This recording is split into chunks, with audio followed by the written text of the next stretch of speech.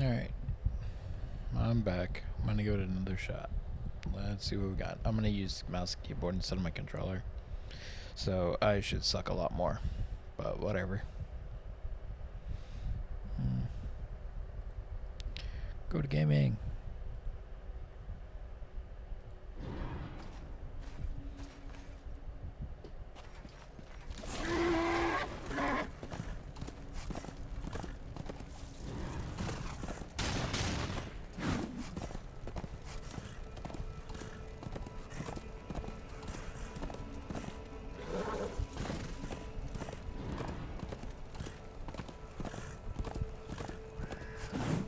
I do not know how to charge. Oh well. Oh wait. Let me get this through.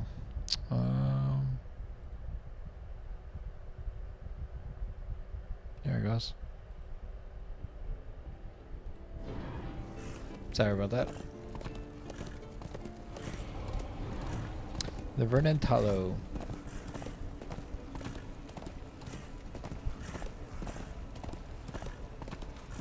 Whee!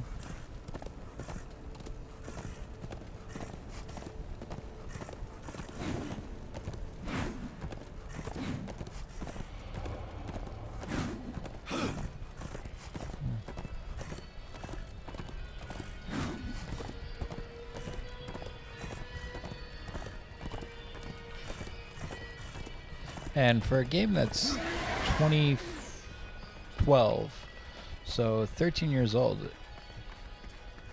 it looks better than most games. Sure.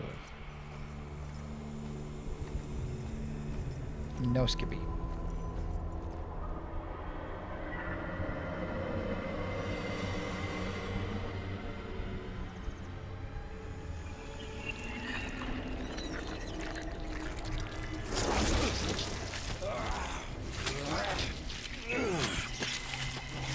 Oh god.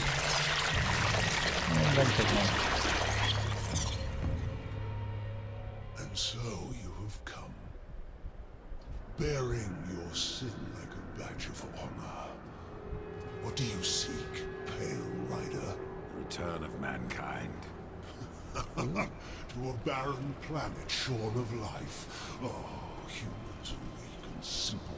They would not survive this resurrection, nor do they deserve it. That is not ours to judge. I do this to spare war from the Council's punishment. And what of the Nephilim? Would you save but one and not the rest? The Nephilim are a threat to the balance. If we had taken Eden, none of this would have happened. Yet you rode against us. Slaughtered our flesh, then bound our souls in your amulet. Oh no. Who are you? I think you know. Once, you called me brother. Absalom. I have forsaken that name. Now, I am corruption. Oh no. The day you I raised caused your this. Of course I did. against us, I was born, and soon I will be all. The tree of life has fallen to my darkness, from withered root to fruitless Why is it always limb, me and that like even caused death some himself issue? will not escape it.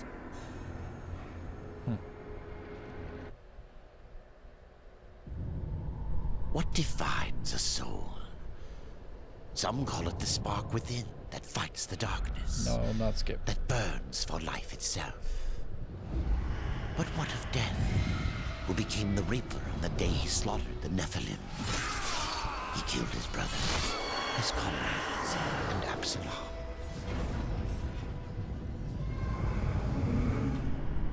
Death! Why do you slay your own? The Nephilim have no claim to Eden. There are realms for angels and demons. Why not for us? Eden belongs to man. It belongs to those who take it! The eons have not answered the question.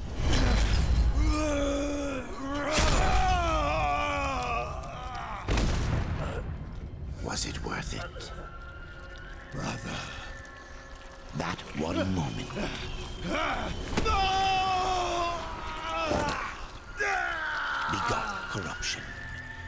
Of course. and crowned him Kinslayer. Oof. So it's always my fault. Well, had to do it, right?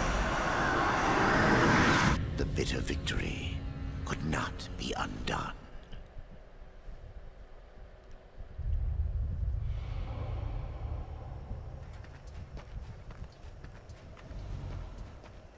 Ah, the Pale Rider. Isn't it odd that so many have come here by your hand? And yet you so rarely visit the Dead Kingdom. I had no plan to visit this wretched place. I sought the Tree of Life, I found it. Now I'm here. The tree is no destination, my friend. Only a portal to other worlds. If the tree is what you seek, then you have arrived. That I have been betrayed. Not so hasty. The tree is wise beyond imagining. If it brought you here, then here is where you belong. Perhaps I can help. I doubt it. You would be wise to heed me. Ooh. I have a merchant's skill to grant your deepest desire. Tell me, Ryder, what do you seek? Salvation. I would redeem my brother, restore the balance. Yes, I have heard the tale. Your brother rode, though no call was given, and mankind paid the price. Guard your tongue, merchant. I give no judgment, friend. Only pass on that which I have been told. You were right to seek the tree, but it is only the gateway. What you seek is the Well of Souls. Well of souls can restore. And more, the well, it is also how souls are brought. You still haven't The history of forgotten even by those. Now, we were not the way of thinking. And what about nothingness eventually? So it was none of this I am Ostagoth. Tree of Life. I know none of this. But Why? Yeah. if the Nephilim knew that I forsook the... forsaken. But what do I? All new items from lands near and far. No.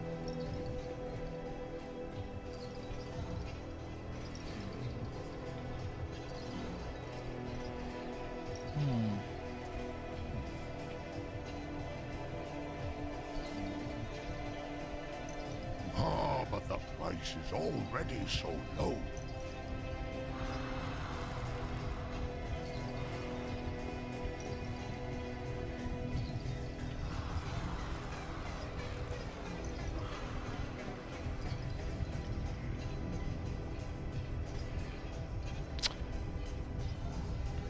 Ooh.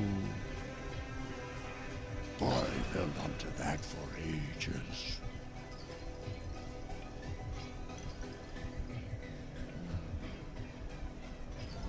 AD-16 experience. I hope you don't have to use it.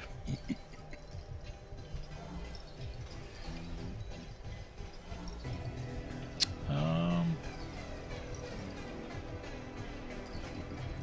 really.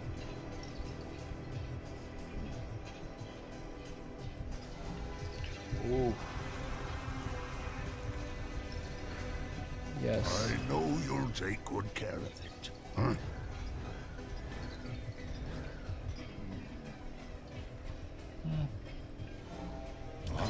I'll take out the Don't potion. Pretend that I believe you.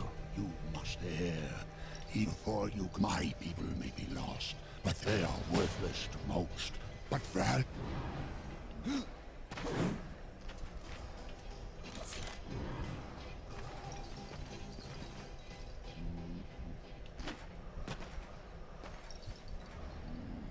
What if I wish to The tree, many portals are closed, but the one... Many portals are closed, but the ones to the Forge Lands remains open.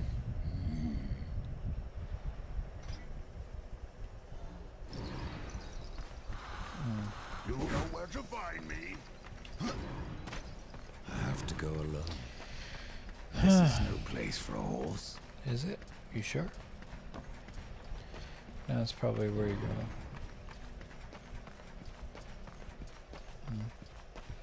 Let's just go here for a while. Actually, no. Let's equip this. No.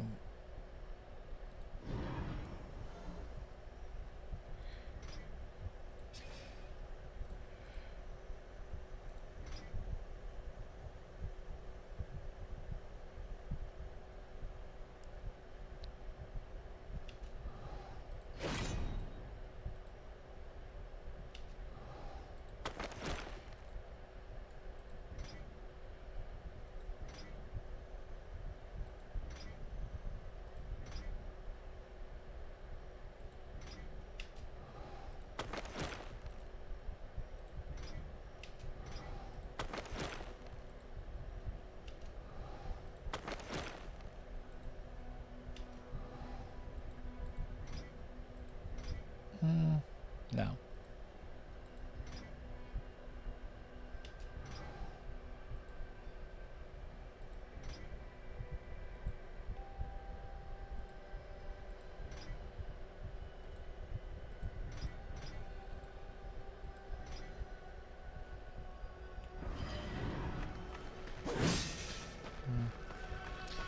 Nope.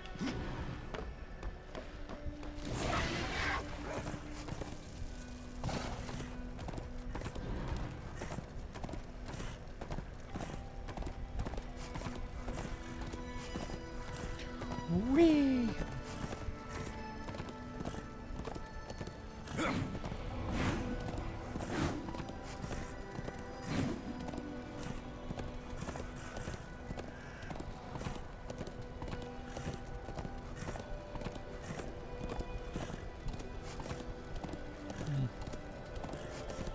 Traveling the land, people.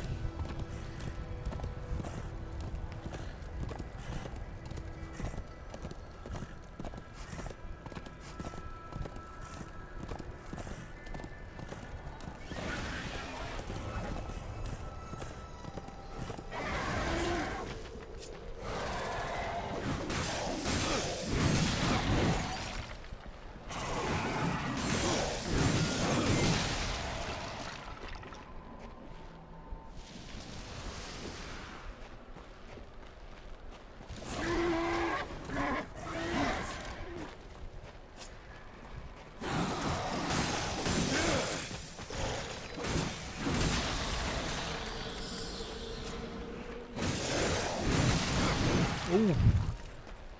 I just do 1400? Dead.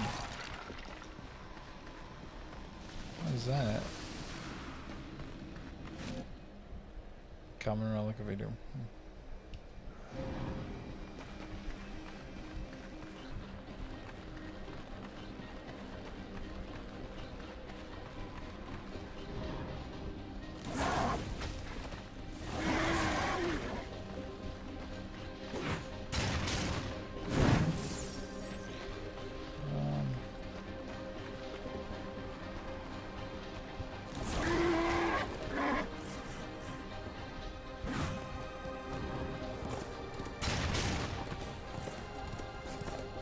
What did I do? Oh, F. Okay, so F, don't do F.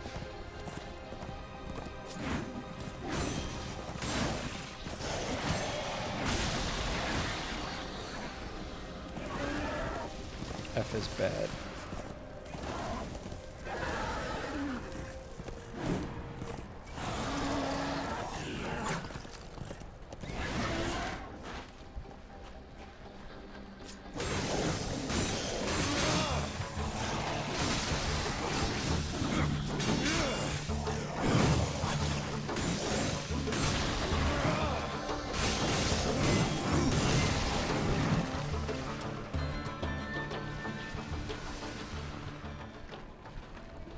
Oh, this is gonna be something. You know what? Let's see what happens.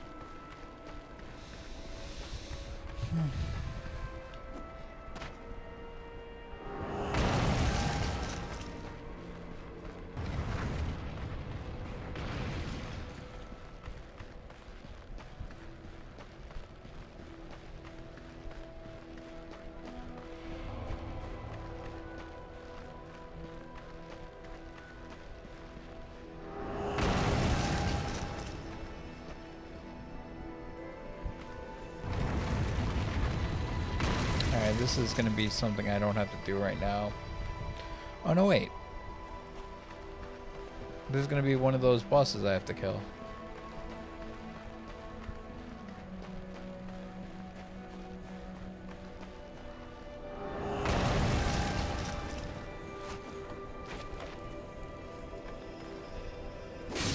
Nope. Oh, wait, no. Can I run?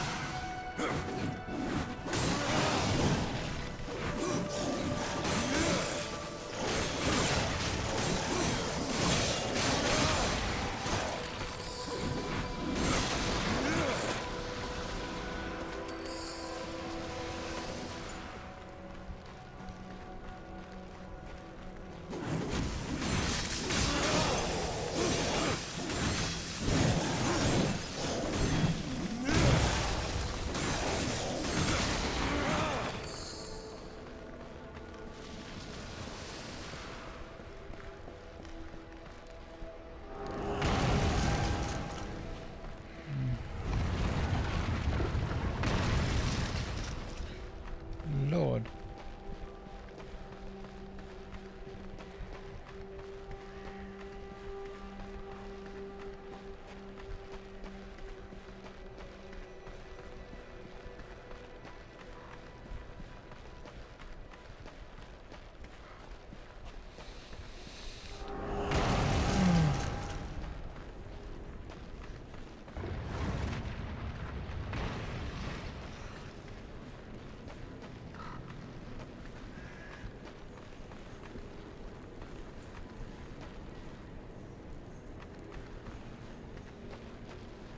Nope, there's nothing here.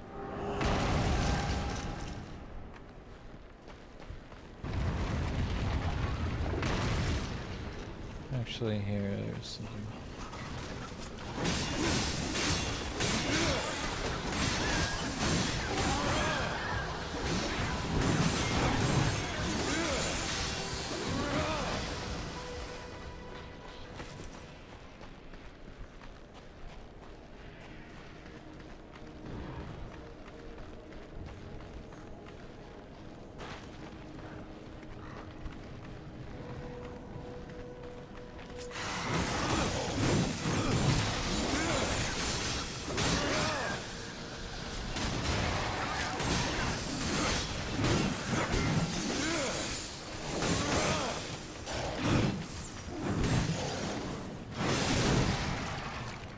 And did.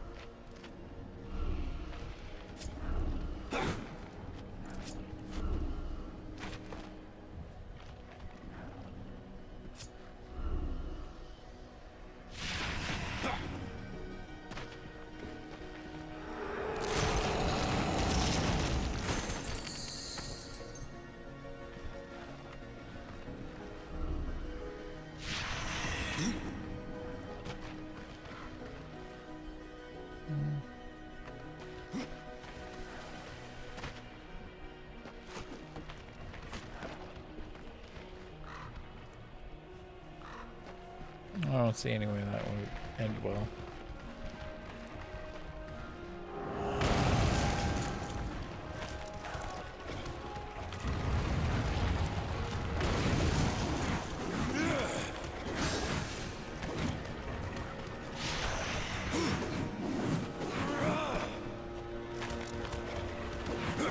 This isn't working.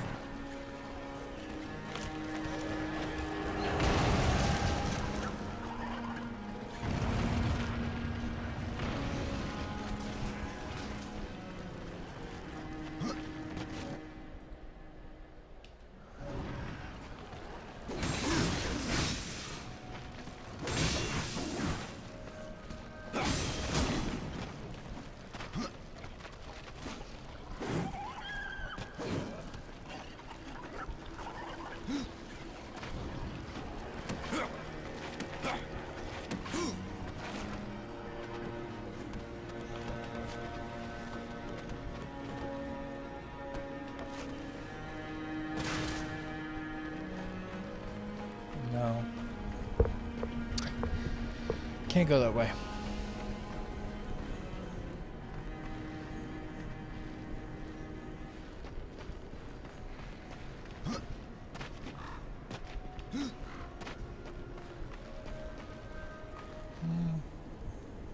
No. Not one of them. It's not gonna do anything.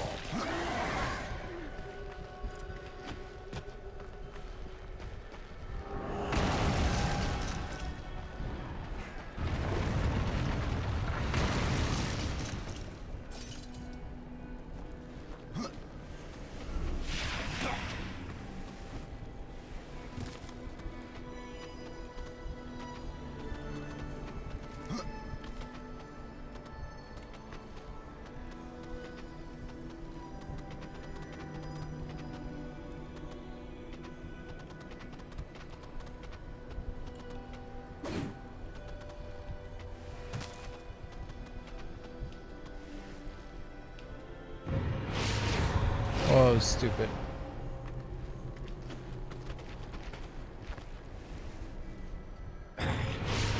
What?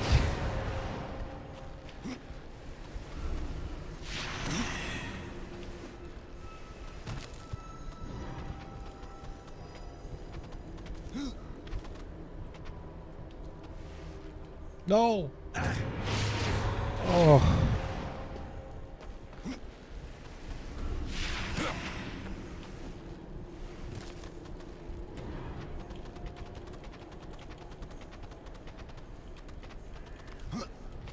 This game has a lot of bugs.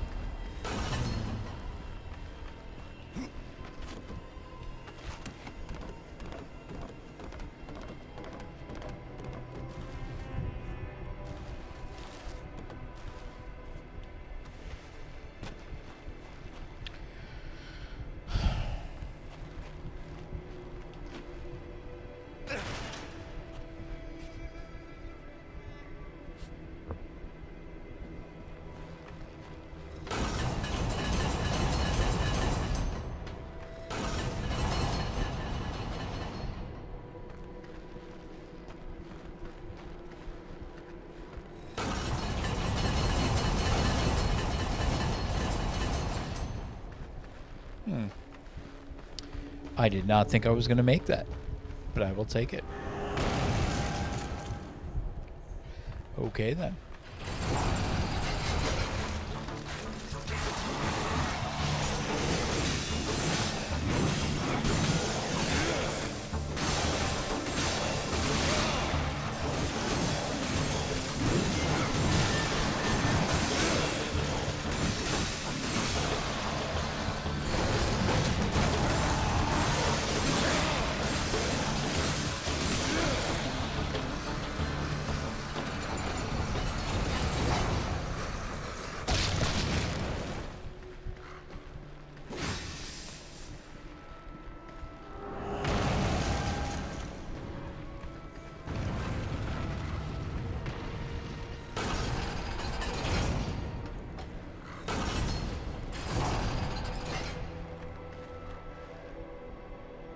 What was the point of that?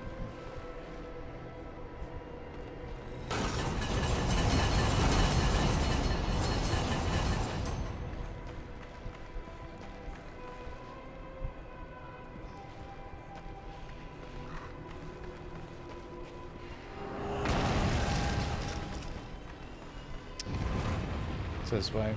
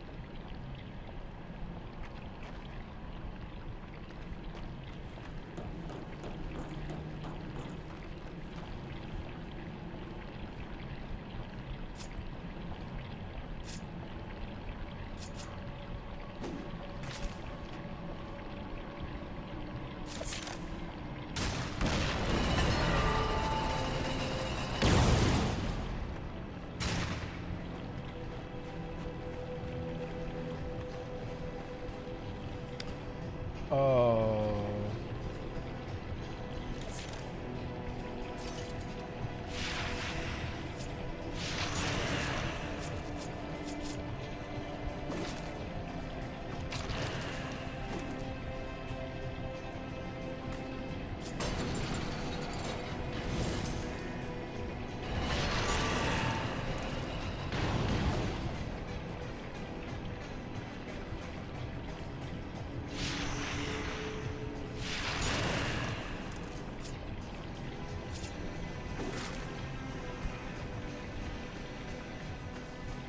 Okay, I think I figured this puzzle out.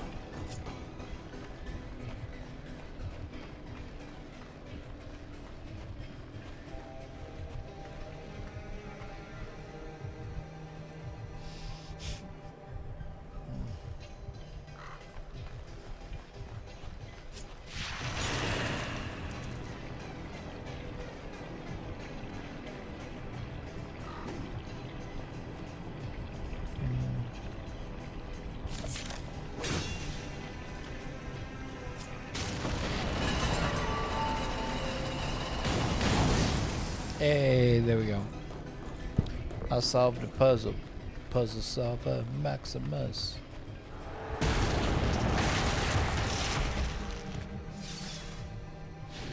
I'll take that ornate key.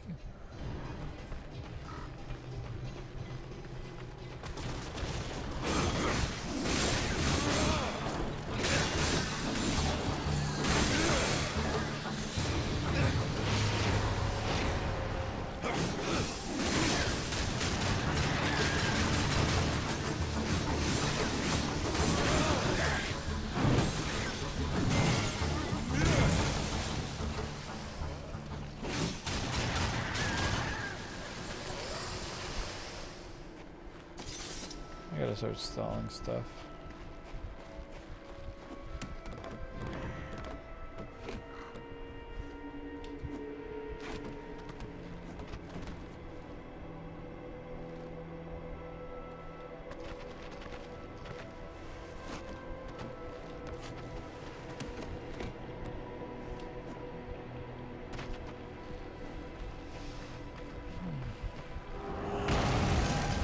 I'm so good at these puzzles, man.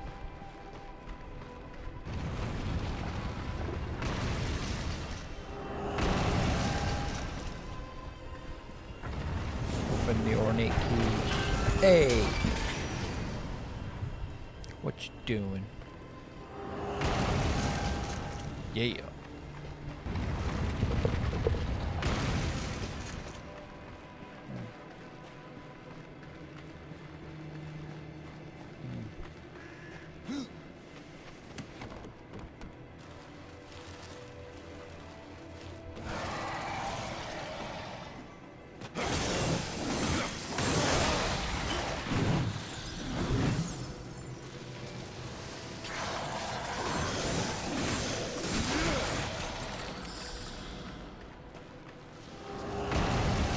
Really struggling to play this on keyboard and mouse.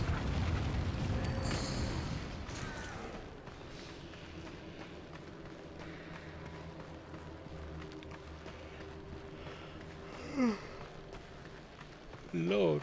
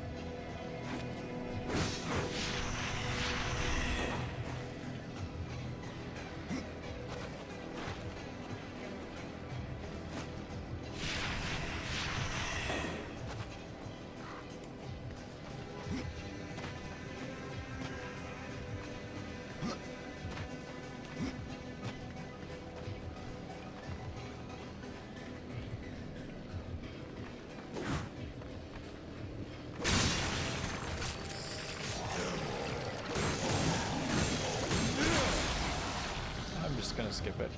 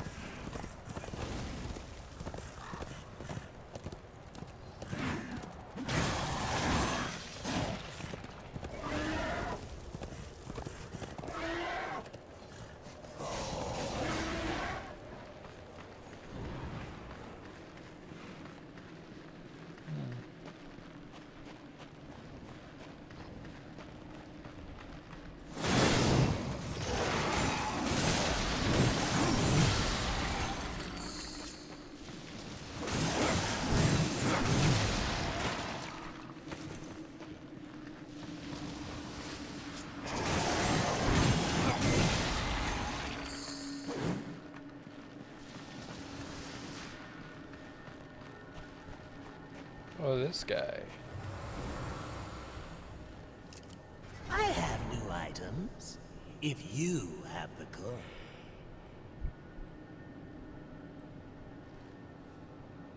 You know better than that, horseman.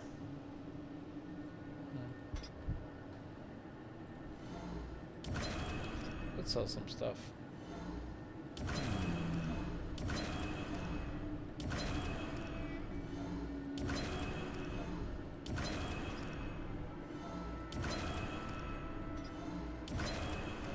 A bargain.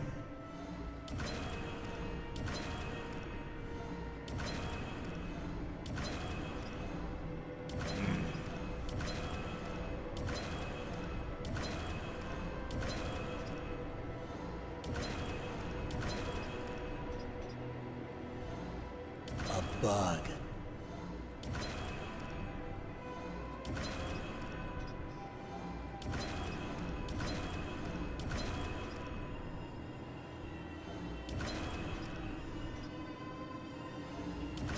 Sell all this stuff.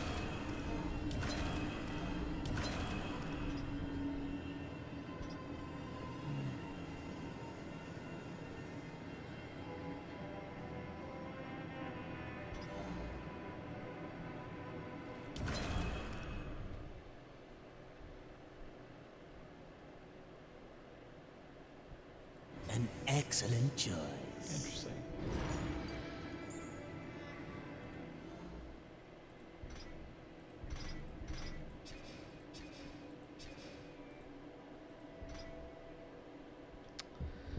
Dang.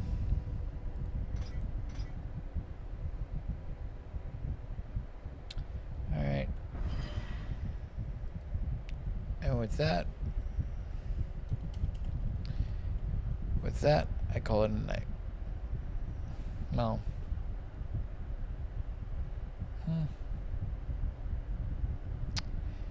I don't know why it freezes like that.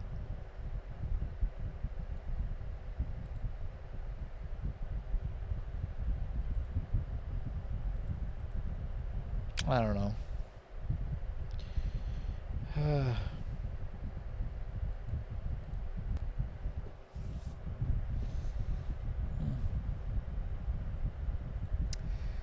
What are we doing?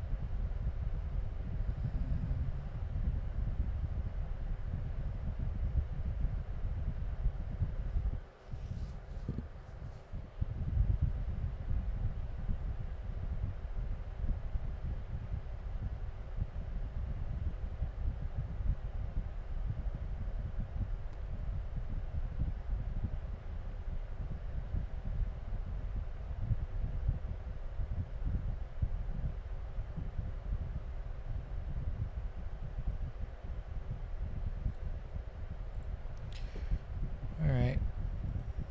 Let's scroll some mics, because why not, right? Because why not?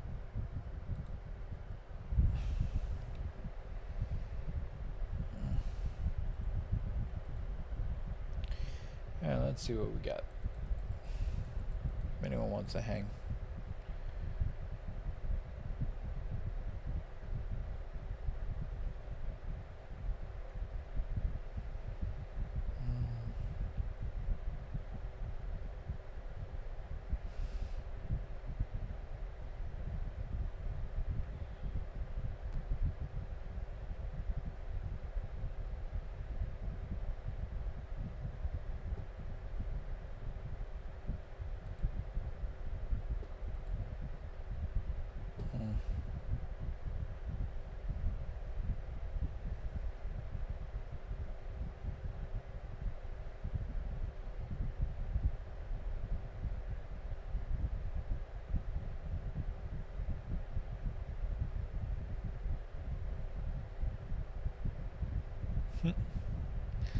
That's funny.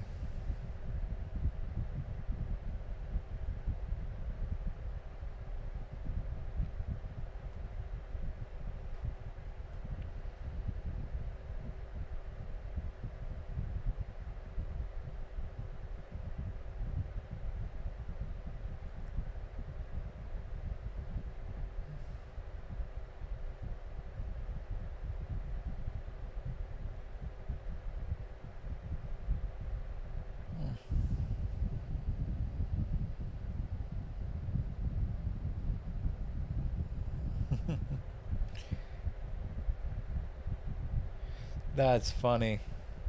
That's funny. She got that thing chucked at her.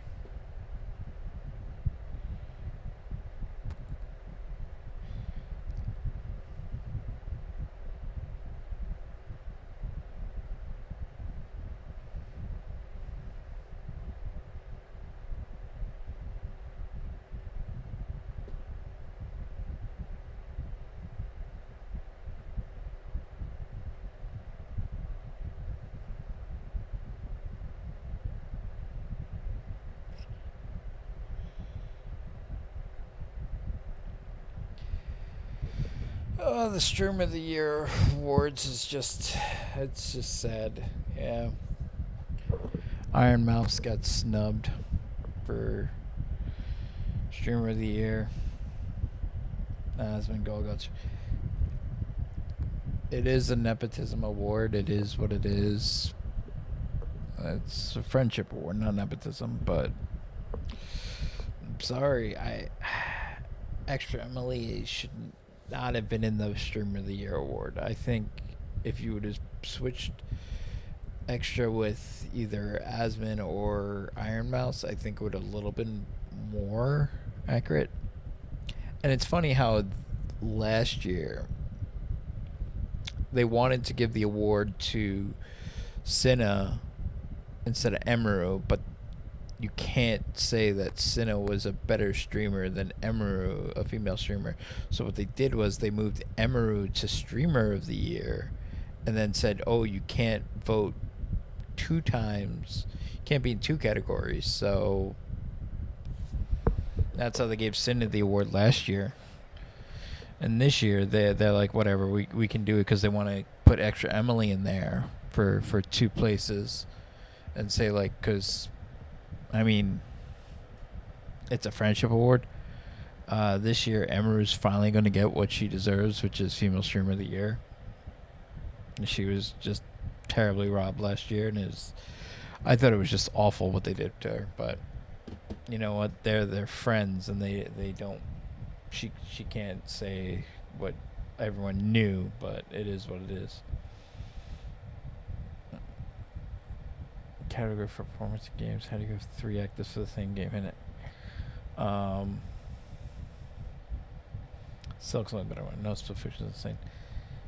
Yeah.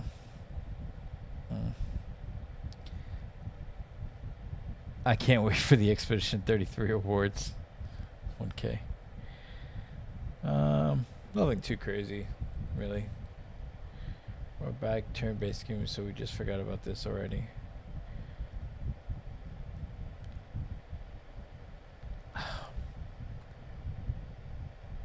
I don't think of Baldur's Gate as a turn-based RPG. I don't know why. I think it's just a different turn base. I don't know. I don't like moving units.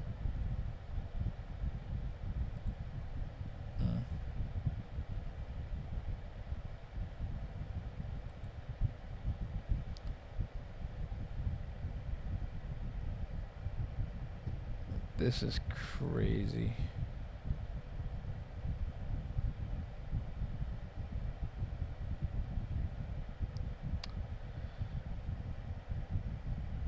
All right, let's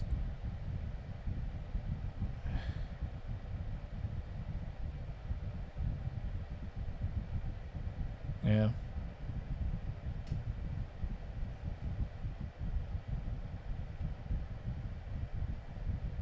Hey. It's just all like, biggest streamer, chat, vote for me. vote for No, whatever true. the fuck I... And no, you're not even wrong. And it's also people who don't have those viewers, if they just know a bigger streamer to basically like boost them, Oh. it's kind of like the nepotism award almost. But that shit is the I won't say biggest it's fucking... entirely cringe. The streamer It's hard awards to do. are one of the biggest, like, narcissistic circle jerks I've ever seen in my fucking life. Dog, streamers are narcissists. It's just inherent. Yeah. I mean, the streaming awards are more fucking cringe than any fucking awards. It's just all, like...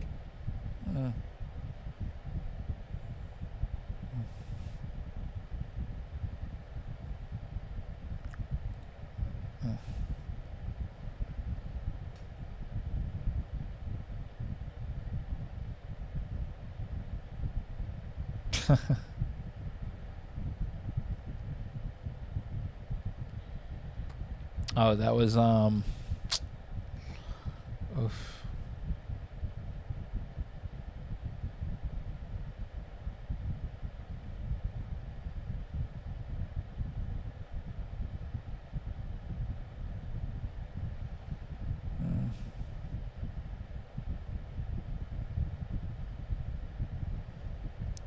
Was that who's the real MVP of your no.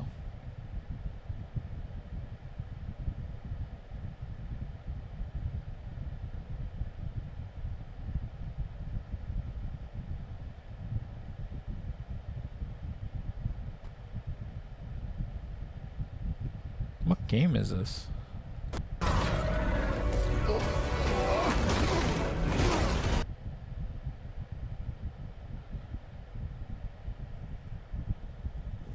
Oh, it's a Netflix movie. That's funny. Of course it is. That's sad.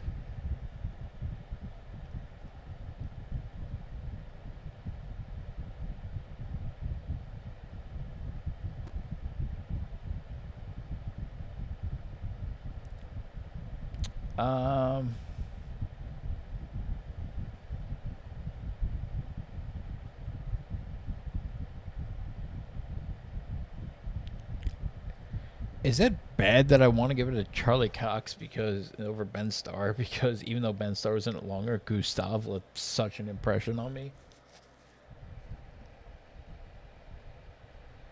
Like, I don't know. Our new home will have a less violent Punisher. He just hurts people's feelings.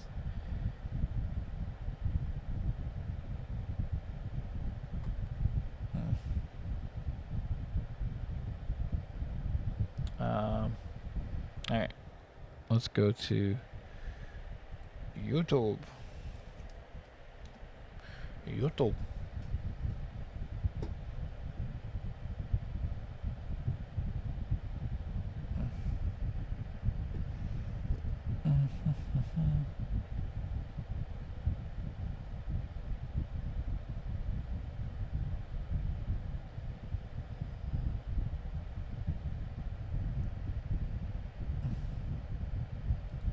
They need to just remove PvP already. Everyone's teaming up anyway. In 2019, this game was being designed to be PvE only. It's why the Arc AI is so unbelievably strong and smart. And in result of the flying murder toasters being so strong, we sometimes band together, especially in solos. But the devs straight up admitted the game was boring when it was PvE only and they had to add PvP. And I like a little stranger danger added to the clankers. I wouldn't hate it if they made like a limited time seasonal event on its own designated map for PvE only, almost like Trials or Horde from Gears of War, with like unique rewards that don't affect PvP. If they timed it and gave cosmetics for high scores or something, I'd love that. But to me, removing PvP would just be a huge miss.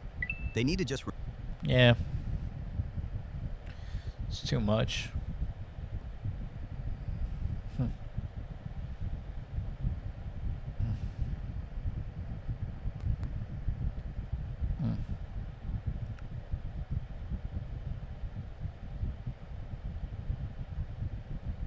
Oh my god.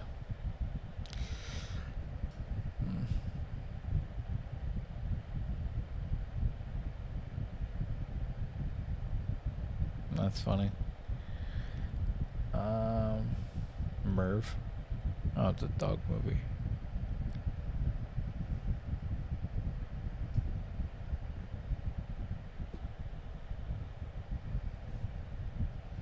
Much Overwatch, anything?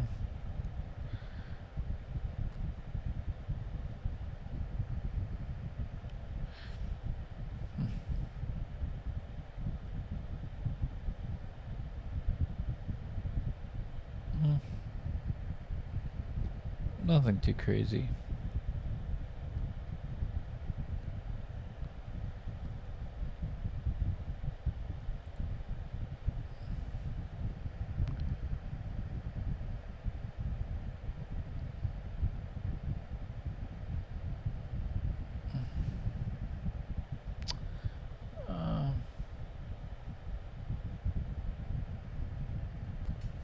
Nothing too crazy. What we got? You know what?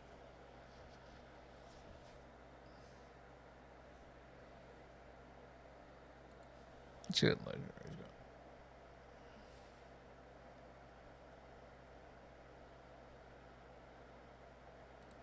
You notice that a lot of games. Ooh, what is this? Man, Eastern companies are leaving the West. I love this. I think that a lot of people have taken notice that a lot of games look the same, sound the same, play the same, smell the same, and a lot of this is coming from an oppressive culture driven by middle management midwits that believe that their opinions, their values, their beliefs, their worldviews need to be reflected in all forms of media, and it's turned into a sort of soft censorship. Most of these issues, nearly all of them, are being exported from here in the U.S., my home soil, the good U.S. of A. And these guys are so self-absorbed. They don't care about what it takes to make a good game. They don't care about the audience. The only thing that they can think about is shareholders, their personal or political leanings, and their incompetence and their influence doesn't just extend to their games, it's now extended overseas. And this has turned into a sort of cultural erasure. We're going to call it colonization because, you know, we're pretty good at that. And the East is sick of it. They don't want to have anything to do with it anymore. So you have companies like Square Enix that are closing down shop, they're laying off workers, and they're consolidating their efforts back in Japan because they feel like that's the best place for them to be making games. Yep. And the funny thing is that for whatever reason, nobody has taken notice that this has been going on for a while now. 5 years in the making. Japan is not alone in this. No, you've had companies in China, companies in Korea, as well as other companies in Japan that have been pulling their efforts out of the West and bringing them back home. Trimming the fat, so to say. So today I want to talk about why that's happening. That's crazy to think about, right? Like, it sucks. Like, I would love to be a game designer and maybe and work for a company, but maybe going the solo dev route is the right call, right? Because that's what's thriving, the indie genre. But right now, I feel bad. A lot of people are losing their jobs here, and it's due to this whole thing about like owning the chuds, if you will. You're more interested in the message and stuff, and that's not like grifting. That's just like, it's sad. I want to like these games, but I don't find interest in them anymore. I watched some of Spider-Man 2 and before I played it, and I just was like, nah, I'm good. I'm gonna do my own thing. They butchered Spider-Man, and it just was not my thing. And I feel the same thing is gonna happen to Wolverine. I watched clips of Dragon Age. I was gonna cry. Dragon Age Origins is one of my favorite games, and it was just depressing to see what it became. And so many other games are like that. And from what I'm seeing, I liked Final Fantasy VII. I beat Final Fantasy VII. I haven't touched Rebirth because I just saw so much just awfulness in it. Just stupid things that were unnecessary. But talk about why Japan's biggest publisher is pulling back. I want to talk about why Japan's government is telling their artists to stop taking notes from the West, and why I think this is going to start a creative split that we haven't seen since the 90s. The new Japanese prime minister couldn't happen any sooner. Screw you. This video is sponsored by boot.dev, the smartest way to learn how to code without getting bored. You know, sometimes I'll just flip through boot.dev lessons, not because I'm trying to make my own game, but because I want to understand how games are actually made. It's crazy to see how much logic and structure goes into a lot of these systems that we take for granted. And honestly, I think more people should give it a shot. We have seen so many wild indie success stories lately, solo developers turning side projects into full careers. I think it would be great to see somebody from my own community do the same. Boot.dev makes learning feel like a game. Maybe you it'll build be real me. projects No, I'm just in kidding. Python, SQL, and Go, earn XP, level up, and even fight bosses as you learn. And the best part is, this stuff actually pays. The median salary for back-end developers in the US last year was just over $100,000. Not bad for learning something that starts as a hobby. It's completely free to read and watch every course, and if you want to unlock the interactive coding, AI tutor, and progress tracking, that's where the subscription comes in. Go to boot.dev or click the link in the description and use my code LegendaryDrops to get 25% off your first year on an annual plan. You can also just scan the QR code on screen. It'll take you straight there with the discount automatically applied. Thank you to boot.dev for sponsoring today's video. A lot of games media has spent the past couple of years mourning the layoffs, the studio closures, the failed games. They've been blaming the economy, inflation, tariffs, whatever the trending excuse is for that quarter. Nope. But what I don't think a lot of people have understand, or at least caught on to, is that this is not an industry-wide collapse. It's not global. I think what we're watching right now is the Western games apocalypse. It's one that's built on greed, idealism, ego, and the slow erasure of individualism in a space that used to thrive on distinct voices. You can feel it in just about everything that comes out from a AAA publisher today. These games do not carry the identity of the people or the studios that are making them. No, they carry the identity of one culture center, one value system. And because of that, they're getting trapped in this binary state. Either you have a game that is designed purely to wring as much money out of its customers as possible, or I you can't have a believe game how that's bad pushing Call a of set Duty of 7 values, is. trying to win points in a culture that's more polarized than it's ever been. Profit over enjoyment on one side, moral projection on the other. What this has led to is more and more games, whether made in the West or simply influenced by the West, and they're releasing to an audience that simply doesn't exist. The same thing is happening in movies and TV. This isn't some hit piece on anyone's beliefs or values, by the way. It is sad where we're at, like, when you think about it. No one is winning on the right or the left, and that's saying certain things. Like, the Sydney Sweeney movie was not really gonna make money. It was not promoted. It was like no one knew about it, and excuse me, if it wasn't for that one interview, like, no one even knew it was coming out. But yeah, it's sad how polarizing we are in the U.S. and I don't know. I just want more games. That's why I'm excited for Darksiders 4, and I'm streaming Darksiders right now on Kick and YouTube and Twitch. I vary between, but I'm gonna be posting all the videos on YouTube. But yeah, we'll see how it goes, right? Way people can believe whatever they want to. The issue is when the expectation is that everybody else is required to bend to them, agree to them, and then pay for content that's built around selling someone else's worldview. No. This would be fine if it all stayed in the West, but of course it didn't. Whether it's the obsession with live service, the urge to export values the same way we export entertainment. Can we stop with the live service games? I think we have enough. I think I'm interested in the Horizon Zero game. It looks cool. Maybe I'll give it a shot. I've never been a big MMO guy. But I don't know. It's just I think I'm good with Marvel Rivals. I think I'm good with Arc Raiders. I think people are good with Fortnite, Rocket League. Like, there's so little room to grow for any of these next live service games. I don't know what else there could be. My best bet would be maybe a live service Twisted Metal. I'm going to repeat this till the day I die. I think a live service Twisted Metal could work, and in the Marvel Rivals style. Like, have a lobby, where you can walk around as your character, and then you do the battle royale. You could do Rocket League style stuff with, like, sports and fun events, but, like, keep the action and stuff like that. And you could do so many things with that. I think that's the only thing I could think of that would work. That's just me saying it. I mean, This mindset has pushed itself into Eastern studios too, and the result has been pretty predictable. Bad localization, censorship, outright bans, forced adjustments to character designs and art. You don't have to be a part of any culture war to get hit in the crossfire. You just got to be making games or playing games, and slowly, piece by piece, these studios have been surrendering parts of themselves, parts of their own identity, because somebody else decided that their work needed to fit into a Western mold of what's acceptable. And this is something that I think was echoed perfectly by the creator of Dragon Quest last year when he was asked why designs for Dragon Quest III Remake were being censored. 露出するとね、年齢が上がっちゃうっていうね。全年齢じゃなくなってしまうっていうのがあったりとか。ルールがやっぱなんか各国違ったりするんでね、広く売ろうと思うと一番厳しいところに合わせざるを得ないとか。でも当時そんなこと思わなかったですけどね。コンプラっていう名のね、やっぱりね、ある種のね、なんだろうな、絶対心というべき、善の名を借りた悪みたいなのがあるよね。全員が不快感を覚えないなんてことはないわけ。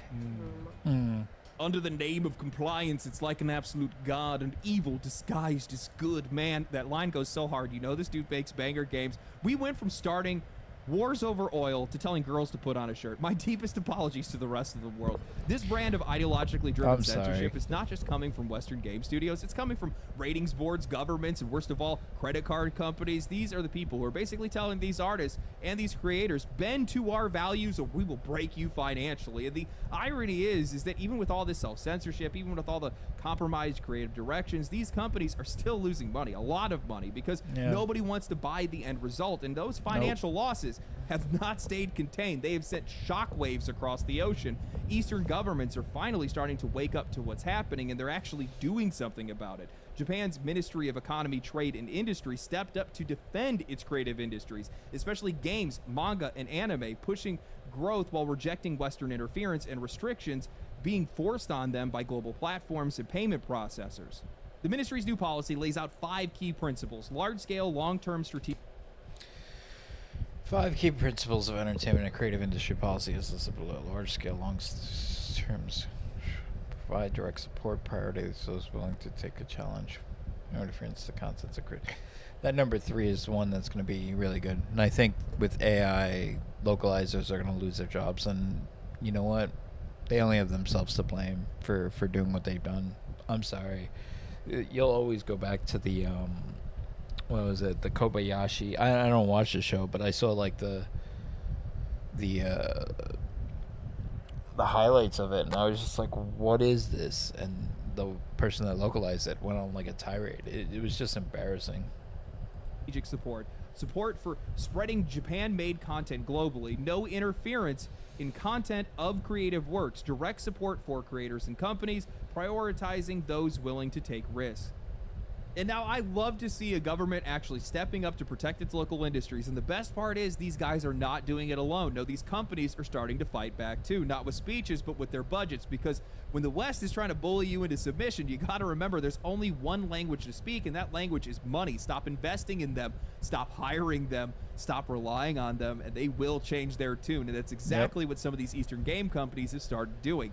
Every major publisher in the East has been systematically rolling back their Western footprint, consolidating their efforts back home. In 2024, Nexon laid off hundreds of workers at Nexon America under the banner of exciting IP growth strategy.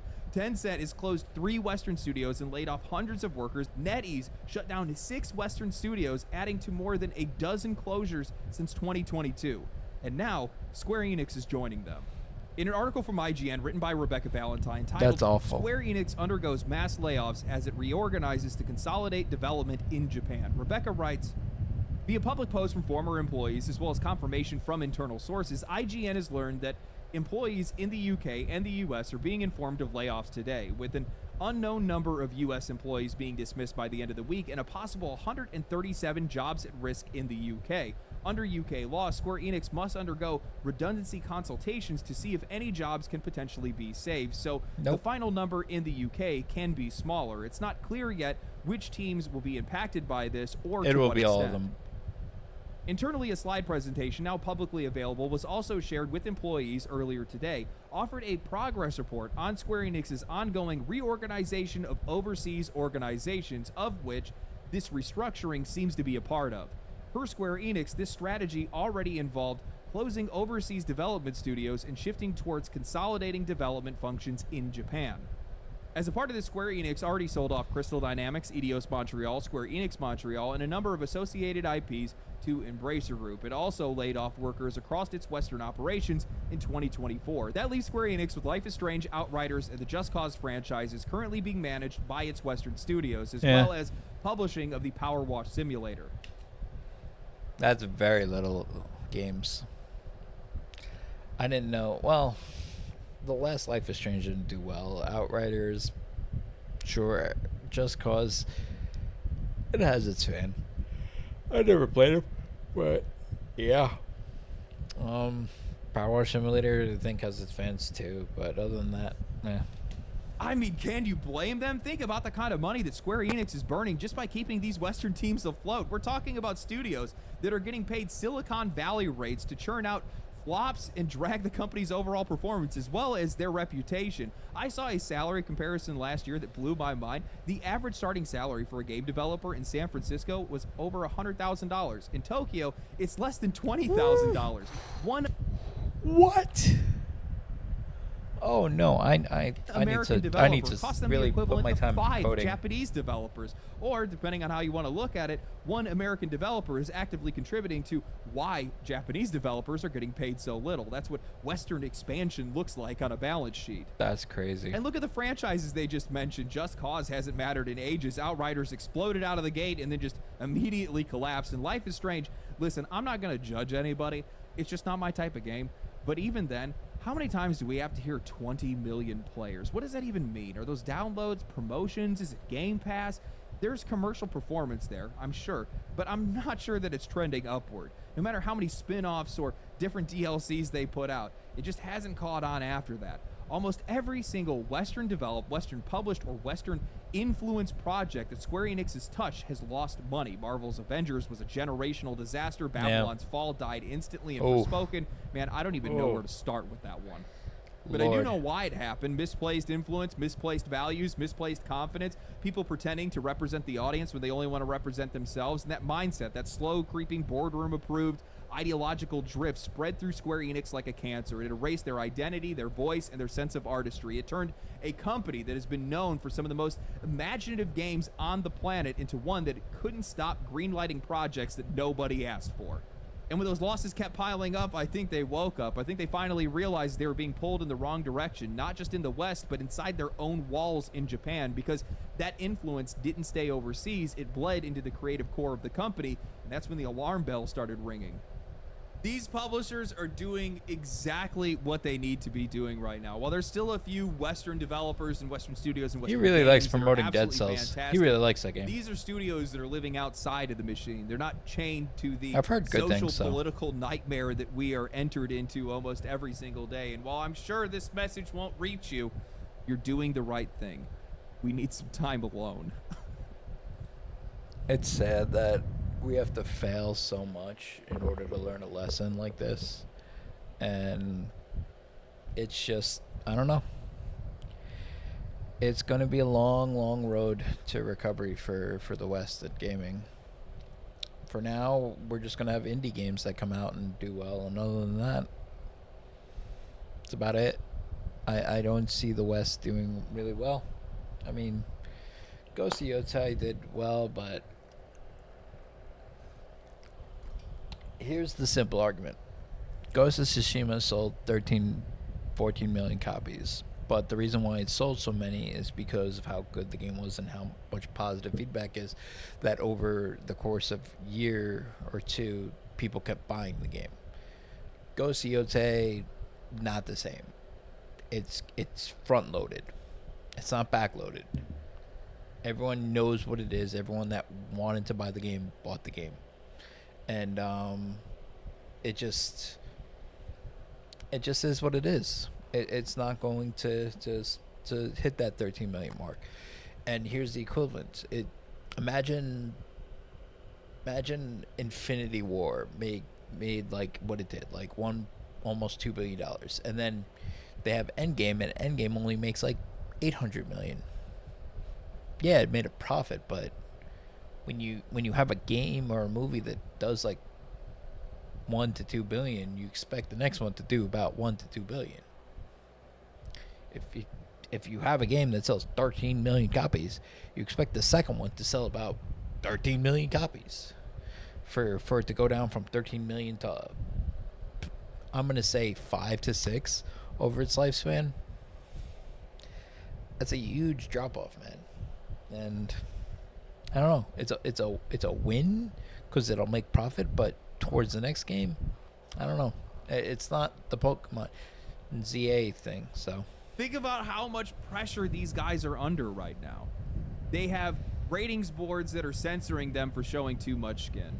They have credit card companies that are withholding their money, cutting their distribution, delisting their games, or just outright flatlining their sales. The governments are bought out by these credit card companies, and then you have Western media that is going to drag their games if they don't align with their ideological views. They're getting it from every single end. I couldn't imagine how these guys could take it any longer. No wonder they're fed up right now. This is the best thing that they can do. Absolutely, it's the best thing that they can do. They need to quarantine themselves. And better yet, the best way to be able to fix the West is stop letting them get a piece of the pie. Stop giving them money. Stop giving them jobs. I mean, look at how fast the manga and anime industries have grown over the past couple of years. I mean, the Chainsaw Man movie and the Demon Slayer movie absolutely just destroyed at the box office. Yep. All you got to do is wait them out. They'll come crawling back. They just need to make their own games. Don't listen to anybody else. Ignore everything that's going on over here. The next Demon Slayer movie is going to make $1 billion. I'm calling it right now. It's going to gross $1 billion. I'm telling you right now. And the next Chainsaw Man movie will probably hit about the $400 to $500 million mark. It's going to happen. It's going to happen. If you just make your own games, I can promise you it's probably going to be the best games that you've made in the past decade. We're going to buy it. I can tell you that right now. We actually already know that's the case. Because for all of the studios that have ignored any of this Western influence or any of the censorship that a lot of these guys have been put under, any of these people that are making games that are unapologetically Korean or Japanese or Chinese, every single one of these guys have found success. Too many games feel the same. There is so little distinction left between where any of these games are coming from that more than half the time the only real identifier we have is the damn company logo. One of the clearest moments for me where this all just kind of hit me like a truck was Expedition 33. Sandfall is a French studio. That was a French game. That game didn't just have a French coat of paint, it lived in that artistic spirit. When I think of French art, I think of wild abandon, melancholy and desperation, an obsession with creative expression. And Expedition 33, that game just carried it like oxygen. But of course it did, because that game came from a small team working outside the high walls of the modern games industry, far and away from all these committees and these shareholders that are just flattening everything into the same shape. Now we compare that to Ubisoft, the biggest French publisher in the world, and honestly, can any of you guys tell me or point out anything that just feels French in any of their products? I'm not saying that these games need to be stereotypically French. I don't need to be having mimes doing stealth kills, though that does actually sound kind of cool, but look at their earlier work. Rayman, Prince of Persia, the first few Assassin's Creed games, there was a real sense of craftsmanship there, a voice. You could see it in the artistry. They still have some flashes like that with Anno, Prince of Persia: The Lost Crown, and Rogue, but those are crumbs. Those aren't the focus. When you look at their main output, Rainbow Six, X-Defiant before it died, Far Cry, The Division, whatever their annualized Assassin's Creed game is going to be, there is nothing French about any of it. There's barely anything distinct about it. Ubisoft has been copying their American competitors for years, dancing to the same tune as EA and Activision, and they aren't alone in doing it. Other publishers have been doing the same. Yeah. This all started for one simple reason, money. And honestly, fair enough. You want to make what sells. Military shooters and open world games for printing cash, so everybody's going to follow that trend. That's globalization 101. Bend your product's identity to sell to the biggest consumer market, and that market was the U.S., and the U.S. sits on top of the global GDP charts, and almost 70% of that is coming from consumer spending. We buy a ridiculous amount of stuff, so if you're a company anywhere in the world, of course you're going to want to sell to Americans. And for a while, the studios that pander to American audiences made an absurd amount of money doing it. But what happens when Western audiences stop liking Western games? Because that's exactly where we are today, and I think that's a sign that this industry desperately needs to go back to its roots. And I think it's sad how little Final Fantasy 16 made an impact. I liked it, and it had very cool moments, but it didn't feel like Final Fantasy, which is weird.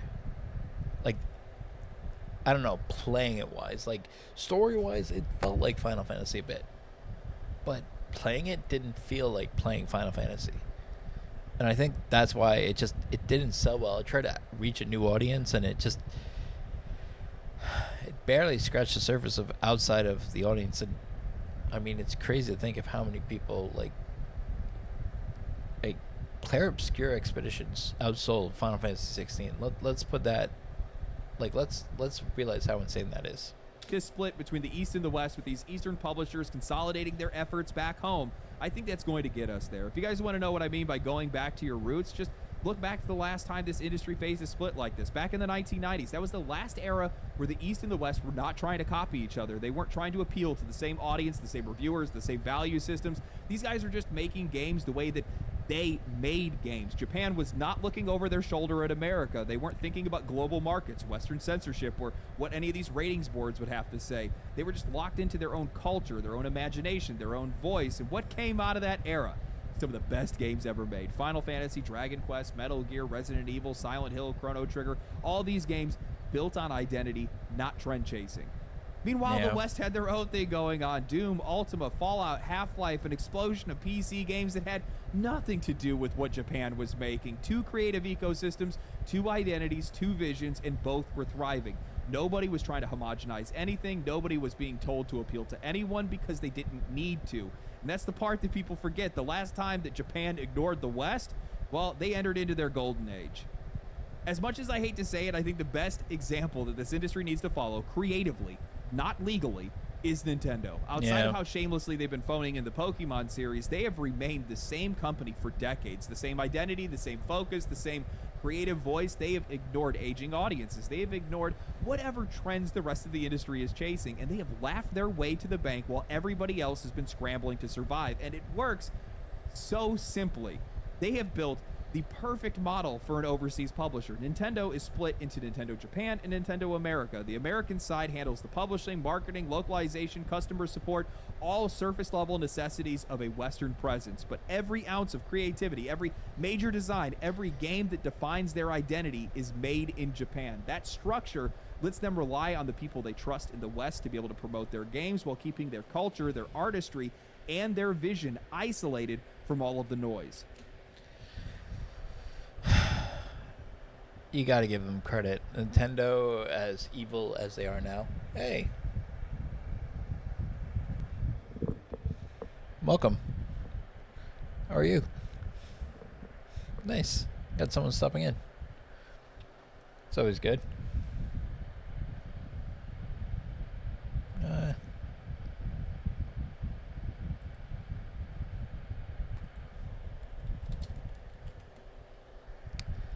Yeah. But no, I agree. Nintendo really did something really special, and they're going to be successful for a long time, and they'll sue anyone that says otherwise. But it's really cool how much they've really achieved, and I think we're only this year. You gotta expect the next Smash Brothers. You gotta expect maybe a Star Fox game. You gotta maybe expect Metroid Prime is gonna come out. Even though, what I've heard about Metroid Prime is gonna be very hard to swallow. Yeah, but we'll see. And then obviously you have the other big ones. You'll probably have, for the RPG fans, you'll have the Xenoblade Chronicles. You'll have, Fire Emblem. And you'll have some more big name games that they have, like maybe the next Mario game, Mario Galaxy game,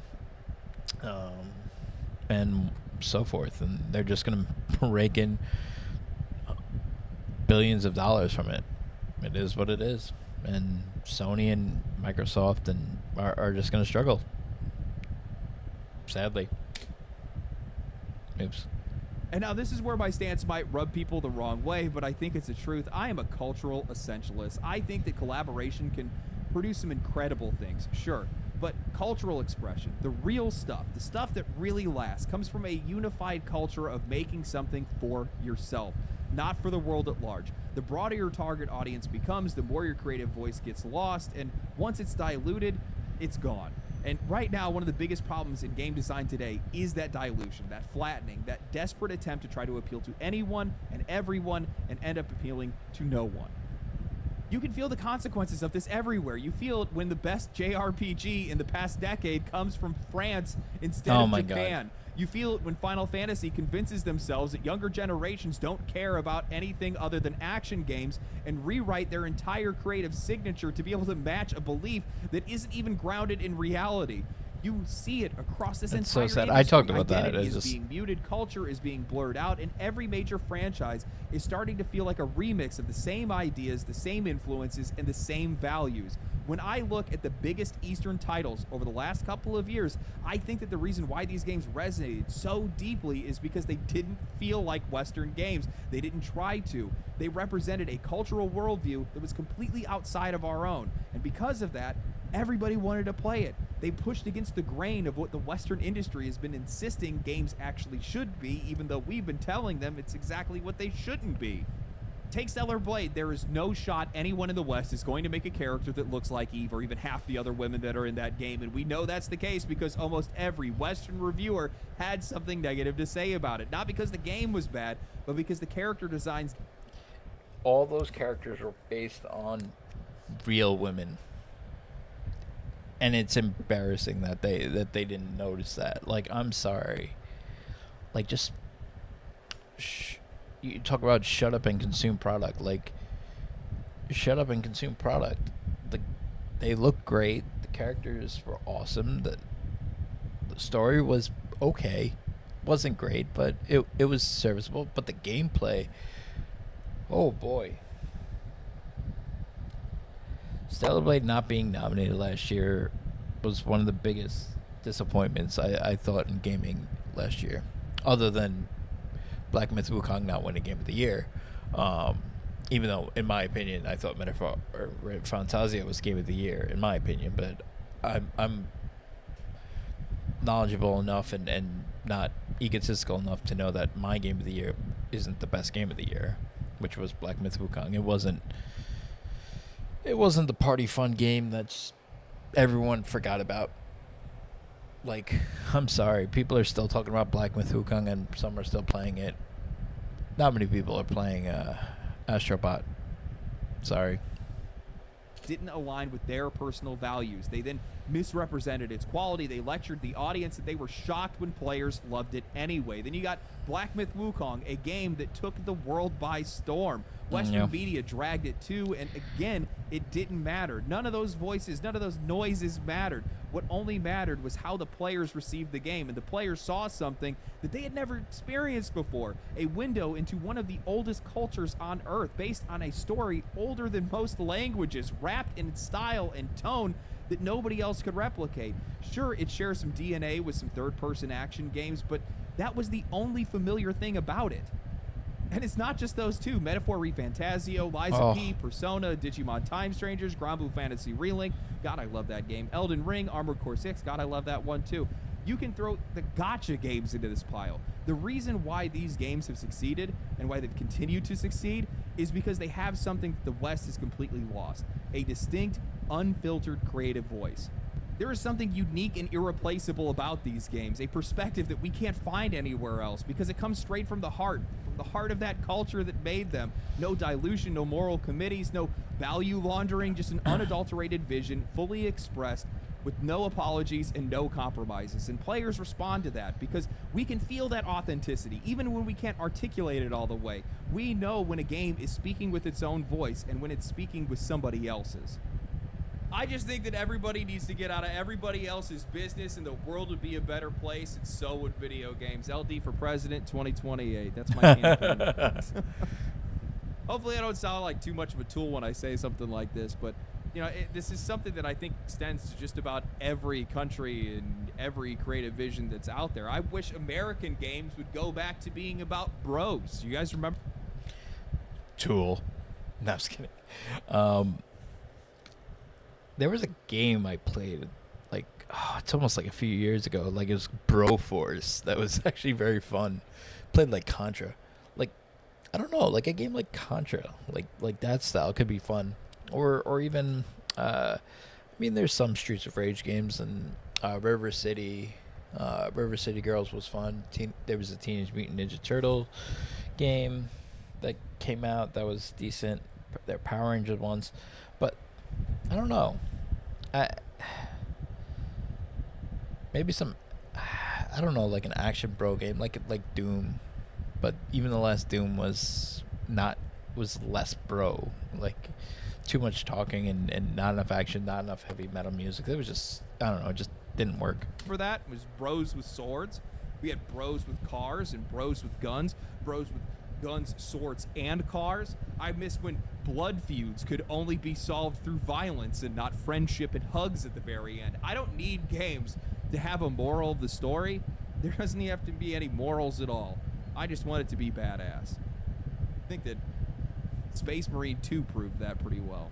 You know, when I'm talking about some of these Eastern games, I'm not just talking about Japan. It also extends to Eastern Europe. It also just extends to Europe overall in some cases. I mean, Stalker 2, for all the problems that game had, it was the most Eurojank Ukrainian game ever, and I absolutely loved it. Absolutely. Never played it. Kingdom Come Deliverance, that Blood of the Dawnwalker game that's going to come from the CD Projekt Red guys that left. That one looks really cool. Tainted Grail, Fall of Avalon. I beat Tainted Grail, Fall of Avalon. I didn't really like Skyrim, like when I played the remake or Oblivion. I liked Tainted Grail. I don't know what it was. Like, the first couple hours, like, I wasn't sure, but as I kept playing and, like, I don't want to say rage quitting, like, I rage quitted a couple times in the beginning, because I play bow and arrow and archers and rogue, like, in these type of games, and it was just, I don't know, it took a while, and once I figured it out, and I had like a summon and archer build where I would summon enemies, summon monsters, and then shoot from the distance. Like, that's how I played, and it was just really fun, and it was a great game. It really was. I can't recommend it enough. I wish I would have recorded all of it, but I did record the first couple hours on my YouTube, but it's just, I love that game. I almost want to replay it, but I got so much on my backlog, so. Dude, game was awesome. That's the most European game ever. I need that shit. I want more of that. Give me more of that. I think the best way for this industry to get back to some of the best days that we've ever seen before is for them just to isolate themselves. Hide yourself from the noise and people that are trying to influence you into whatever direction they're trying to push you. Players appreciate an authentic voice. I think that's what a lot of people are looking for right now. It's what sets you apart from your competition. It's what makes you stand out in a lot of cases. And I'm not of the mind that anybody needs to pander to the Western audience whatsoever. We are not a monolith. We never have been, for all I know, and we're definitely not one right now. And the best thing that you can do for yourself is just make a game that you want to play, make the game that you want to make, hedge your bets, and make sure that you're not spending too much money, and just hope for the best. That's all you can really do. I'm really interested to see where this all goes. I really am. These guys cutting jobs, taking a lot of money away from some of these Western guys. I mean, it costs them a lot of money to be able to develop here. And then you have all of the extra cultural baggage that's coming along with that. I'm going to be honest with you guys, I just don't see a reason in why anybody would want to come and develop games here. It's too expensive to do so, and there's just too many problems that you're going to have. So I think this is going to be a part of a much broader trend. I wouldn't be surprised to see Sony also go in this direction, or maybe another company. I don't know. We'll see. Anyway, hope you guys enjoyed the video. I'm absolutely tired. I'm going to go to bed. Stay cool, stay righteous, stay safe. I'll catch you guys on stream. This should come out on Friday. Share the video, like the video, subscribe to the channel, comment down below. Follow me on Twitch, follow me on Twitter. Stay cool, stay righteous, stay safe. Peace. Another great video. I really like legendary drops. I really do. Maybe I need to do more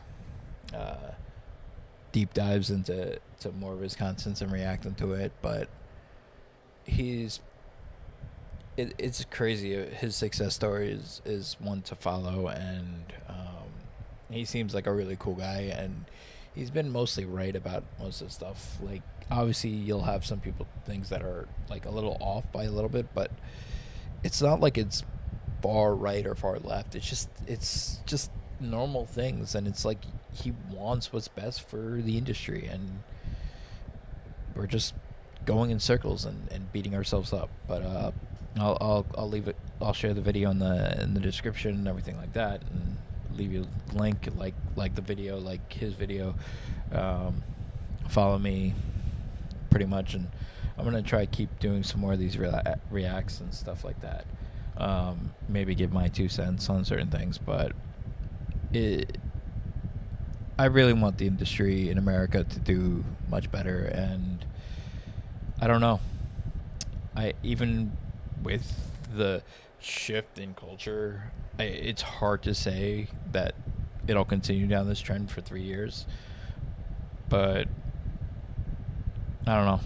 I can only see things getting worse for Western development, but here's hoping, right? All right.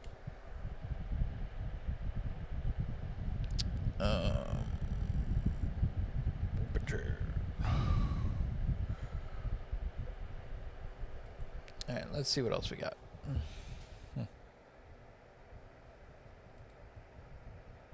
What's this? Oh, no. Oh. No.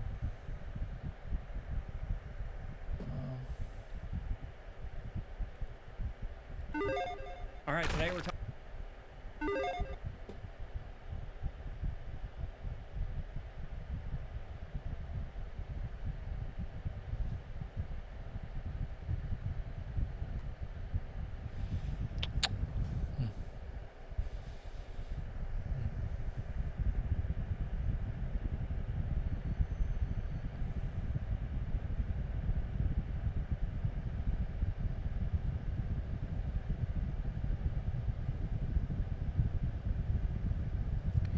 Alright, we're going on like an hour and 35.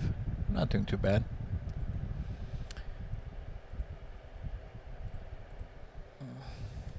Oh no, wait, I don't want that one. Let's see what's going on here.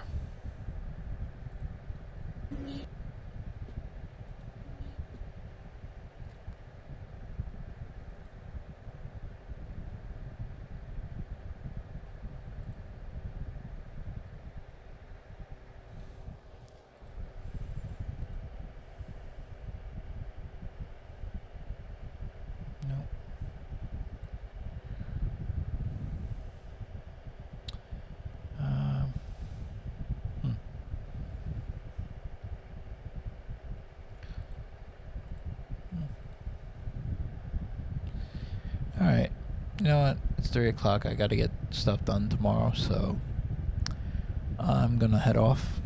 Thanks for joining me tonight, guys. Maybe I'll do more tomorrow. Today was not that great when it came to streaming. My system kept screwing up, so I don't know. Alright, take care, guys. Have a good night.